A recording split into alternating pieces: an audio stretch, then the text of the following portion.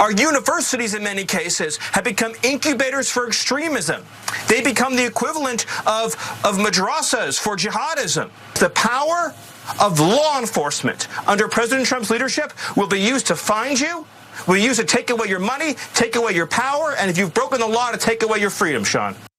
Well, as you just heard from Stephen Miller, it really didn't take long for members of the Trump administration to exploit the murder of Charlie Kirk to essentially roll back rights of Americans under this guise of fighting terrorism. And I remember back in 2003, right before the preemptive war in Iraq, this need of the Bush administration to start using the label of terrorist in order to justify their actions, I knew somewhere down the line that would come back to haunt the American people. And here we are today. Now, this again is reminiscent, if you ask me, of the aftermath of 9/11. Only this time the government is labeling half the population of the United States as terrorists, essentially. Let's hear more from Miller. There is a domestic terrorism movement in this country. When you see these organized doxing campaigns where the left calls people enemies of the republic, calls them fascists, says they're Nazis, says they're evil, says they have to be removed, and then prints their addresses, what do you think they're trying to do? They are trying to inspire someone to murder them. That is their objective. That is their intent.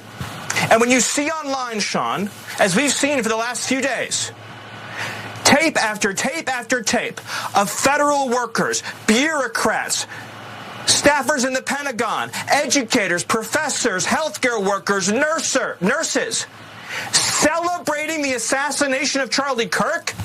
These are radicalized people. There is a domestic terrorism movement in this country. So I want to be clear. I am personally disgusted with the celebrations of Charlie Kirk's murder.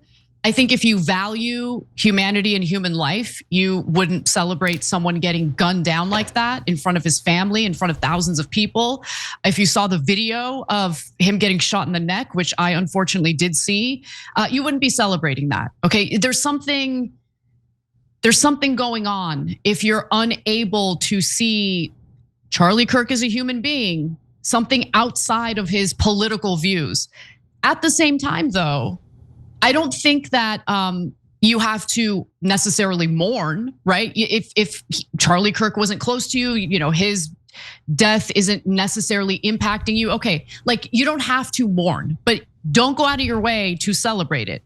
That being said, labeling people as domestic terrorists and then threatening to do away with some of their rights is something that really concerns me.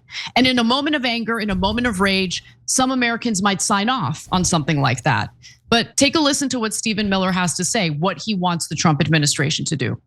Under President Trump's leadership, I don't care how, it could be a RICO charge, a conspiracy charge, conspiracy against the United States, insurrection, but we are going to do what it takes to dismantle the organizations and the entities that are fomenting riots, that are doxing, that are trying to inspire terrorism, and that are committing acts of wanton violence. It has to stop. And my message is to all of the domestic terrorists in this country spreading this evil hate, you want us to live in fear?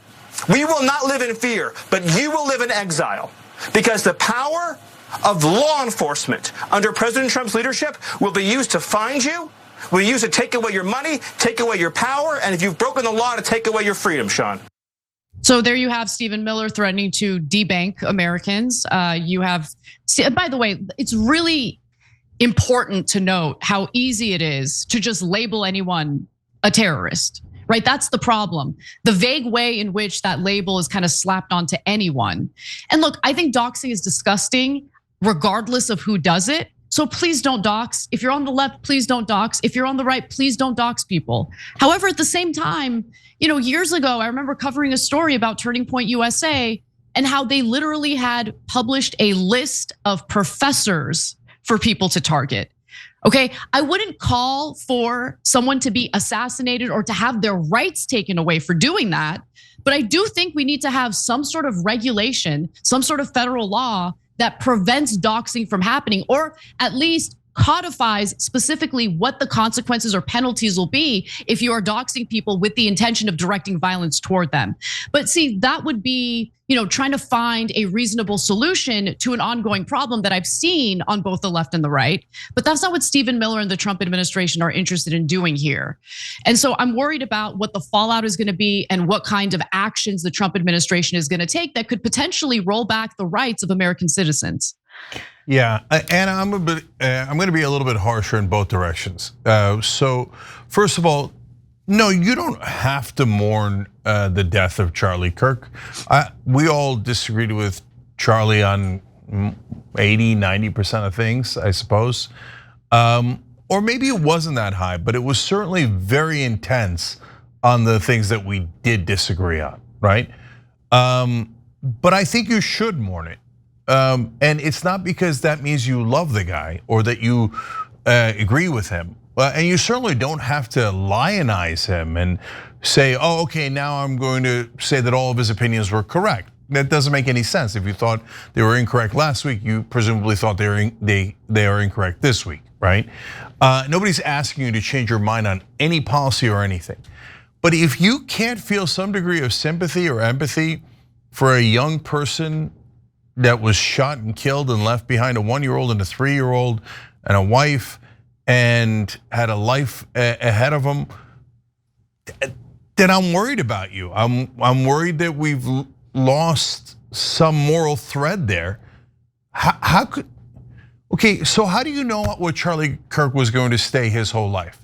So for example, we interviewed him at the RNC-DNC and we found out that he had a couple of shocking changes and that he realized that corporate rule was a real problem.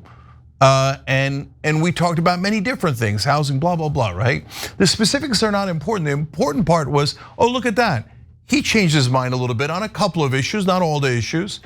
In my lifetime, I used to be a Republican, I became a Democrat, and I rail against both parties, et cetera. We all grow, we change.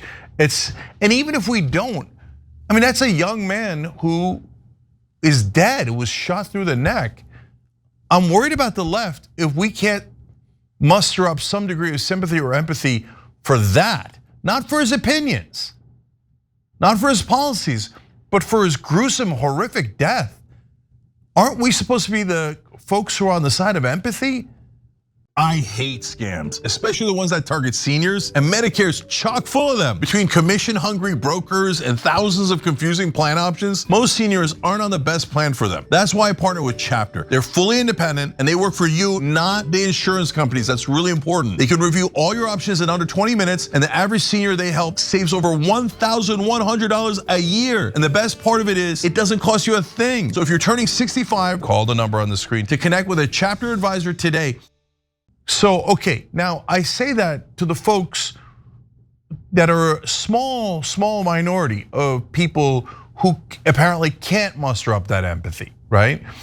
But it's a giant problem for us in all of politics that we take the extremes on both sides and pretend that it's the entirety of that side. So here we are again, doing the same exact mistake. So I saw some of the videos of people celebrating, I thought it was disgusting. And I saw the jokes people were making about the next shot. I mean, horrific. Jesus Christ, man. If you're on the left, you're against all violence and in favor of humanity and decency. So those people, I got no problem condemning them super strongly. That is sick, and there's something a little disconnected with you if that's how you're feeling. I feel like we've dehumanized all of ourselves. Everybody's the enemy now. So that, and if they're the enemy, they're not quite as human as you. We see that in war, now we're seeing it at home.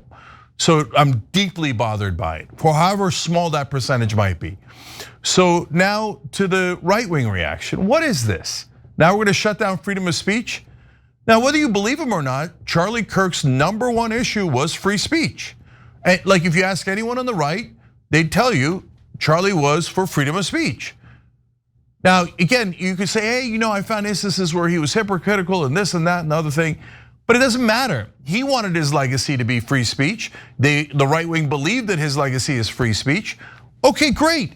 I'm in favor of free speech, and I was against cancel culture the whole time, and we were principled against it. We were principled against it during when Democrats were in charge and when Republicans were in charge. So unfortunately, now this is a much higher percentage. A huge percentage of the left said no, if they don't agree with us, there should be some sort of consequences, okay? That's hate speech, it should be banned, etc. I'll just speak for myself. I was a rare voice that said, yes, so what? Okay, they offended us. They said terrible things. We fight back by, nobody's taking our speech away. We get to fight back and win those debates, right? But a lot of people said, nope, take him off of social media, do this, deplatform, get rid of him. Megyn Kelly shouldn't be on NBC. Charlie Kirk, Ben Shapiro, etc. shouldn't be on college campuses. And we fought back against that because being principled matters. So unfortunately, I think the left lost their principles when they were in power, and now we turn to the right. And what happened? I thought you guys said you were all about freedom of speech. Charlie said it, Trump said it over and over again.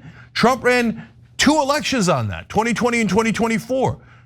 But now you're in power, and all of a sudden, we're gonna cancel people based on who Stephen Miller thinks might be aiding and abetting terrorists.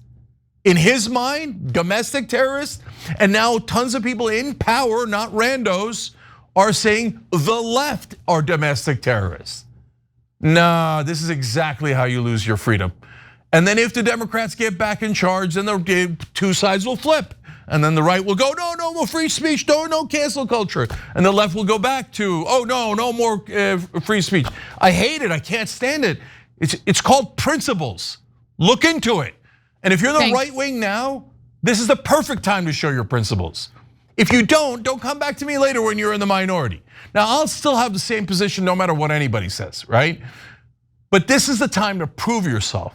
And guys, who do you think Stephen Miller is gonna say is aiding and abetting terrorism? We're gonna have a whole different story about this because they're literally planning to pass this law. It's being introduced in the House now, and it would give Marco Rubio the power to decide unilaterally. Of course, the first people they're gonna say is anyone opposing Israel. That's it, you're canceled. Whether you're on the left or right, it doesn't matter. Take away your passport, take away your ability to speak. And did you notice what Stephen Miller said? We're gonna take away your money and power first.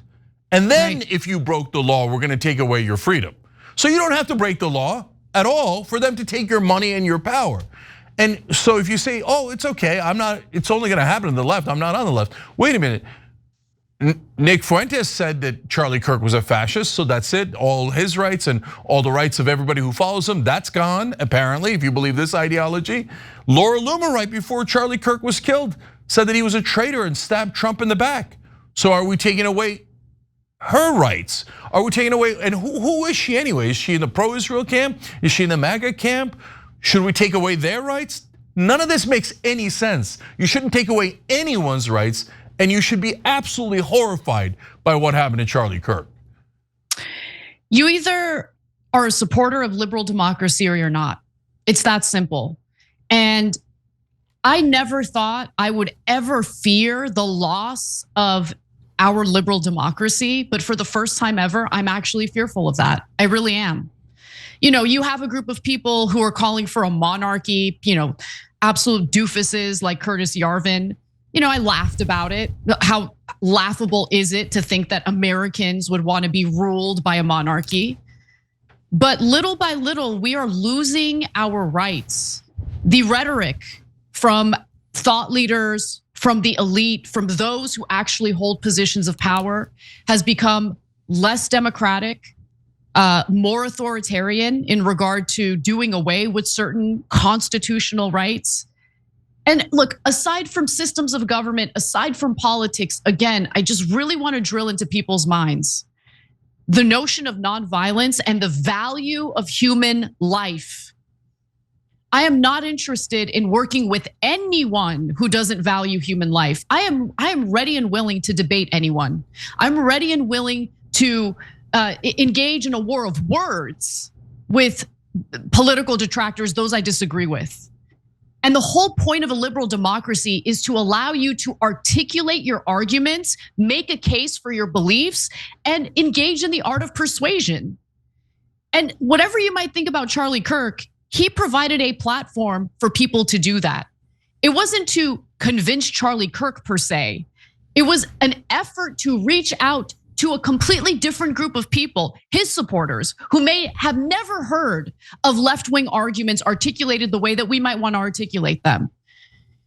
Murder, violence, those types of acts, in my opinion, are the acts of cowards, of people who are not confident enough in their beliefs to articulate them and persuade. And I'm terrified about what the future of this country holds, to be honest with you. I really am.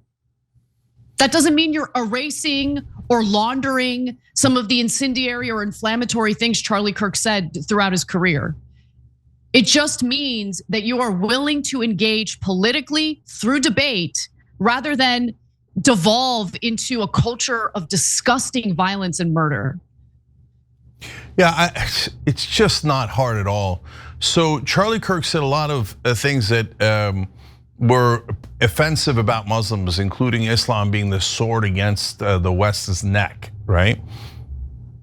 Okay, so grew up Muslim, I'm from a Muslim family, I'm an atheist now, but so obviously me, my family, et cetera, can take great offense at that, and it is offensive.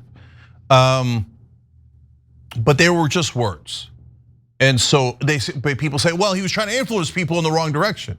That's right, that's why we're here, trying to influence people in the right direction. And that's called America. And yes, some of those words are also incendiary and allusions to violence, et cetera. And that's not great. But guys, they were just words. No, words is not violence. Violence is violence. The only time words become violence is when you point to someone and you say, you should go harm them, you should go hurt them. Then that's a significant problem. No one should do that. But if you're generalizing, saying, okay, I don't like Muslims, I don't like black people, I don't like white people, et cetera. That sucks, that's a terrible thing to say. But so what? Oh, my feelings were hurt. So what? You fight back. You fight back with words, you fight back politically, you fight back with rhetoric. You don't then go, okay, since I was so offended, I murdered you. Well, that's 10,000 times more hateful. How could you not see that murder is infinitely more hateful than words? I mean, look, I think that 99.9% of all of us, including everybody, almost everyone on the left, can easily see that. So we've got to get past these extreme ludicrous radicals. That includes Stephen Miller. Because did you hear what he said there at the end? He's like, oh, I don't care what law it is, RICO or terrorism law. He hasn't even looked into it.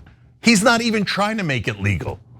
He's just saying, I'm going to invent an excuse and I'm going to lock up people and I'm going to strip them of all, I'm going to rob them of all their money and I'm going to try to drive them into exile if they disagree with me.